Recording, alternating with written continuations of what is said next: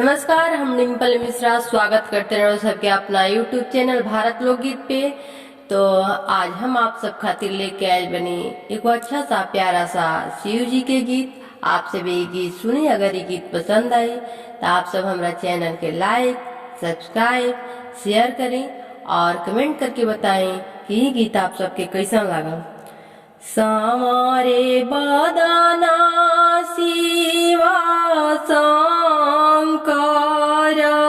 गोरी मोरे गौरा रानी है। सामारे बदना शिवा शंकर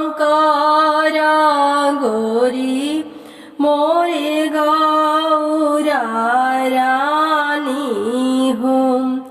जोड़ी बनल माना भावना देख तेलो भावन लागे हो। शिवाजी के माथावा पर जटा शोभे, जटा बीच गंगा बहे हो।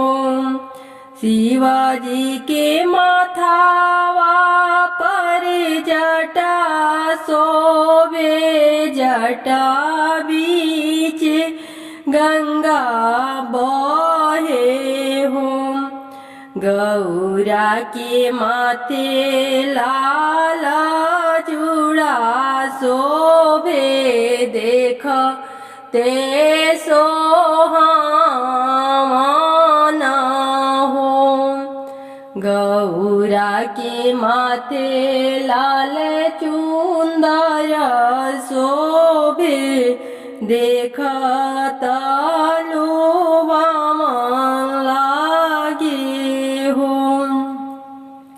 शिवाजी के लीलारा पर चंदा शोभे, लाली लाली चंदन शोभे हो। शिवाजी के लीलारा पर चंदा शोभे, लाली लाली चंदन शोभे हो। शिवाजी के गौरा के सिरावा सिंदूर शोभे, देखा त्योहार लागे हो। गौरा के लीलारा सिंदूर शोभे, देखा सोहावन लागे हो। शिवाजी के गलावा में नागा शोभे, नाग फूफू कर शोभे हो।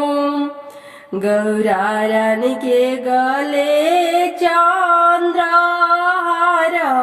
शोभे, देखता लुभावन लागे हो। गौरा दे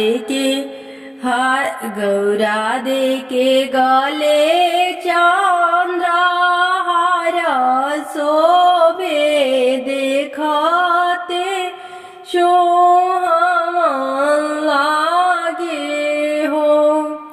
शिवाजी के हाथावा में डमरू शोभे, डमक डमक बाजे हो।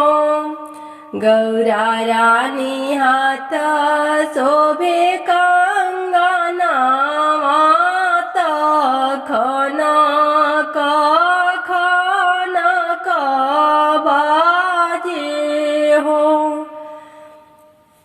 शिवाजी के पाँव में घुंघरू बाजे,